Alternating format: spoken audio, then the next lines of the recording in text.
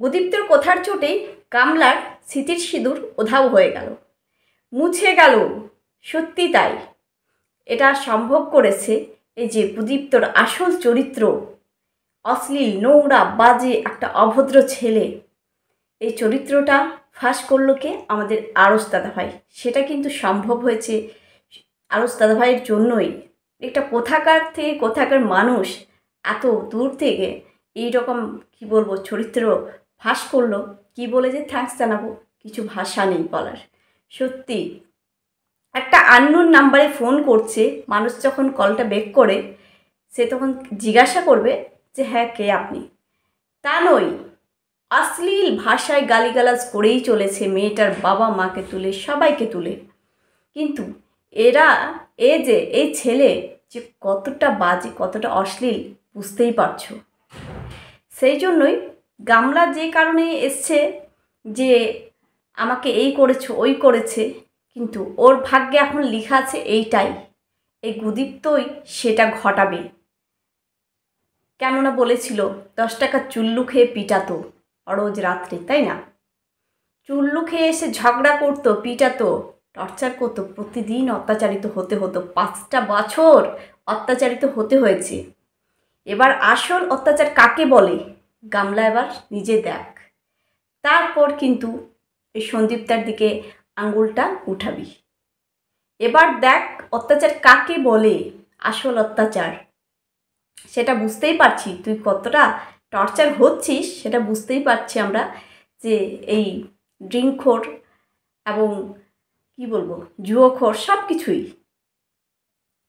কিছুই কিন্তু এই গুদীপ্ত তোর টাকাতেই সব কিছু ফুটাচ্ছে, তোর টাকাই খাচ্ছে, সব কিছুই করছে একমাত্র গামলার টাকায়। যে কল রেকর্ডিংগুলো বেরিয়েছে, সত্যি আমি তো কালকে রাত্রেই ভিডিওটা করেছি। কি বলবো, আমার চ্যানেলের এতটাই প্রবলেম, কি বলবো, সবার কাছে হয়তো ভিডিও পৌঁছাচ্ছে না, হয়তো দেখছে না আমার ভিডিও। কিছু করার নেই, আমি আমার কাজ আমি করে যাব, ভিডিও ভিউজ আসুক বা নাই আসুক, কিন্তু আমার কাজ আমার ডিউটি আমি করে যাব। যাই হোক, ভিডিওটা করেছিলাম রাত্রে, আরস দাদাভাইয়ের ভিডিও দেখেই করেছিলাম, কিন্তু ভিডিওটা হয়তো দেখোনি কেউ তোমরা। চলো এই ভিডিওটা কিন্তু স্কিপ না করে তোমরা প্লিজ দেখো, তোমাদের গুরুত্বপূর্ণ মতামত অবশ্যই কমেন্ট বক্সে লিখে জানাও, প্লিজ পাশে থেকো আমার। যে টপিকটা আলোচনা করছিলাম, হ্যাঁ, যে আরোপগুলো দিয়েছিল সন্দীপদার ওপরে, যে সন্দীপদার বাবাকে নিয়ে, মাকে নিয়ে 5টা বছর টর্চার হয়েছে, অত্যাচারিত হয়েছে। এবার টর্চার কাকে বলে দেখ, আসল রূপটা কিন্তু ভুলে গেছে, সবার সামনে টেনে আসল মুখোশটা বের করে দিচ্ছে আরস দাদাভাই। সত্যি তাই, এই ছেলে যখন ভাই ভাই করে কতটা কথা বলছিল আমাদের দালাল কন্ট্রোভার্সি, দালাল যখন কথা বলছিল যে হ্যাঁ 5 বছর ধরে অত্যাচার হয়েছে, টর্চার হয়েছে, তাই জন্য ঠিক করেছে, বেরিয়ে এসেছে, ঠিক করেছে, একটা ছেলেকে পেয়েছে, ছেলের সাথে সম্পর্ক হয়েছে, ঠিক করেছে, অবৈধ সম্পর্ক জড়িয়েছে, ঠিক করেছে, তাই না? কেননা সন্দীপদা খুব খারাপ ছেলে, খুব খারাপ ছেলে। 10 টাকার চুল্লু খাই, পিটাতো, টর্চার হতো, মেরে ফেলতে চেয়েছিল, তাই না? এখন সেটাই ঘটবে। এবার দালাল কি বলবে? আজকে তোমরা যারা দেখোনি, দালালের ভিডিওতে দেখো, দালালের কমেন্ট বক্স একদম ভরে গেছে, নেগেটিভ কমেন্টে ভরে গেছে, যে তুমি সব জানো, কেন ফালতু বকছো, কেন ফালতু বকছো, বসেছো কেন ফালতু বকতে। সবাই তাকে গালিগালাজ করে ভরিয়ে দিচ্ছে, নেগেটিভ কমেন্টে ভরিয়ে দিচ্ছে তার ভিডিওর কমেন্ট বক্স। সত্যি তাই, ন্যাকামি সাজা হচ্ছে, তাই না? সব কিছুই জানো, তুমি নিজেই বলেছো সন্দীপ টর্চার করতো, তাই জন্য 5টা বছর অত্যাচারিত হয়েছে, মেয়েটা অনেক কষ্ট পেয়েছে, সেই জন্য বেরিয়ে এসছে, একটা অন্য সম্পর্কে জড়িত হয়েছে, তার সাথে ঘুরছে ফিরছে, সব কিছু জানো। আর এখন এটাও জানো যে ওদের বাড়িতে যাই, ওর সাথে থাকছে, সব কিছু জেনে এখন কেন মিথ্যে কথা বলতে বকছো, ভিডিও করছো, তাই না? সবাই নেগেটিভ কমেন্টে ভরিয়ে দিয়েছে কমেন্ট বক্স। এবার কোথায় মুখটা লুকাবে? আসল রূপটা বেরিয়ে গেছে, ভাই ভাই করে যে কথাগুলো বলতে না মিষ্টি সুরের কথা, একদম সেই ভাইয়ের আসল রূপটা বেরিয়ে গেছে। যে আরোপগুলো দিয়েছিল সন্দীপটার উপরে, সেই আরোপগুলোই এর উপরেই পড়বে, এই গুদীপ্তর ওপরেই পড়বে। ট্রিনখোর গুদীপ্ত, এই যে মুখের ভাষা, যে মেয়েটাকে মা বাবাকে তুলে ওর সাথে শুইয়ে দিচ্ছে, তাদের চরিত্রগুলোই এইরকম, তাই না?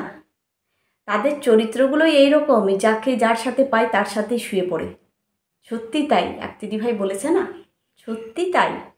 কামলারও চরিত্র এইরকম, ফোকলার সাথে শুচ্ছে, ফোকলার বাবার সাথে শুচ্ছে।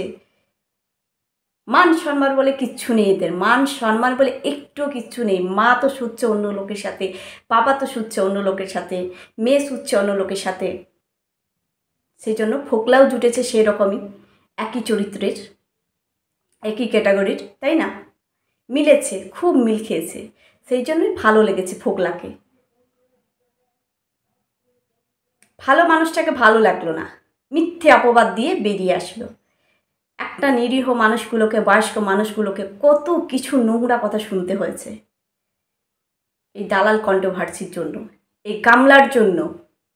এবার বুঝতে পেরেছ কারা আসল নোংরা খেলা করে কে কার সাথে সই। এবার তোমরা বুঝতে পেরেছো, আশা করি সবাই বুঝতে পেরেছো। এবার যারা টিনকে অন্ধের মতো সাপোর্ট করছো, অন্ধভক্তের মতো সাপোর্ট করছো, এবার একটু ভেবে দেখো যে কে সঠিক কে ভুল। এটাই হবে, এটাই হবে। যে অ্যালিগেশন লাগিয়েছো সন্দীপদের উপর, এবার ফোকলাই তোমার উপর সেগুলো করবে। দেখছো না, সিঁদুর উধাও হয়ে গেছে। যখন ফোকলা বলল না এই গামলার কি ঠেকা নিয়ে বসে আছি, অবশ্যই শুনেছে এই ফোকলার কথা আমাদের ভাঙাটিন তো শুনেইছে, তাই না? এবার তাই জন্য শুনেই কিন্তু তার একদম সিঁদুর উধাও হয়ে গেছে।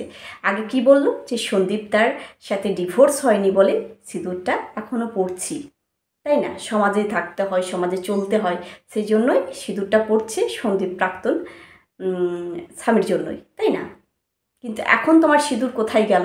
এই যে 2-3 দিন দেখছি, 2 দিন ব্লগ দিচ্ছ, তোমার স্মৃতিতে সিঁদুর নেই, পুরো ওধাও হয়ে গেছে, উড়ে গেছে, মুছে গেছে। কে? উদীপ্ত মুছে দিয়েছে, তাই তো মনে হচ্ছে। উদীপ্তই মনে হয় মুছেছে। চাল ফুট করে এবার লাত মেরে তাড়াবে, এবার বাতকুল্লা ফিরার পালা।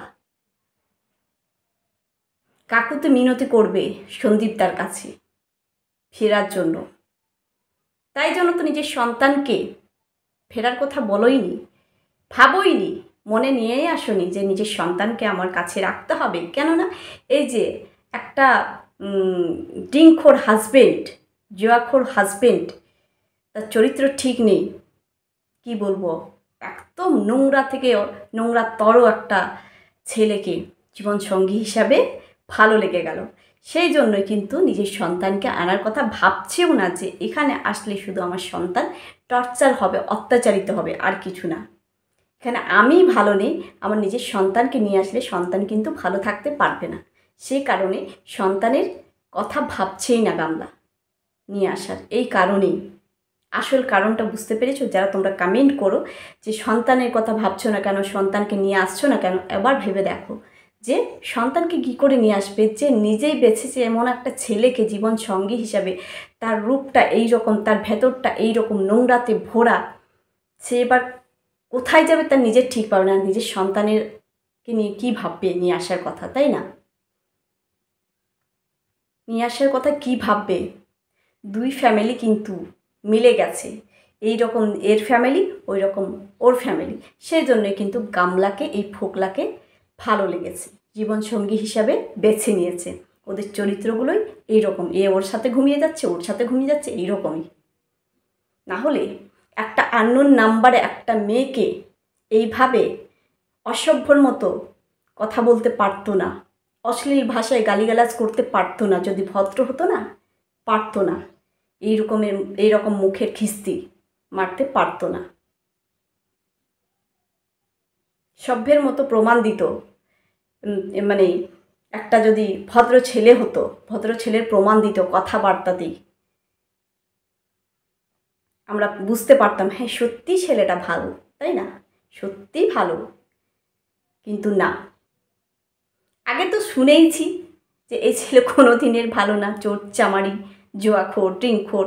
সেটাই প্রমাণ করে দিল আজকে আরস দাদা ভাই, সত্যি প্রমাণ করে দিল যে ওর চরিত্র যেরকম সেরকম মুখের ভাষা, ও কতটা মানে কি বলবো নীচ, আমি আর বলতেই পারছি না, আর বলতেই পারছি না ফোকলাক নিয়ে কথা। সত্যি কল রেকর্ডিংটা কী শেয়ার করব তোমাদের সাথে, এতটাই ঘৃণা লাগছে, ঘিন ঘিন করছে কল রেকর্ডিং কথাগুলো শুনে।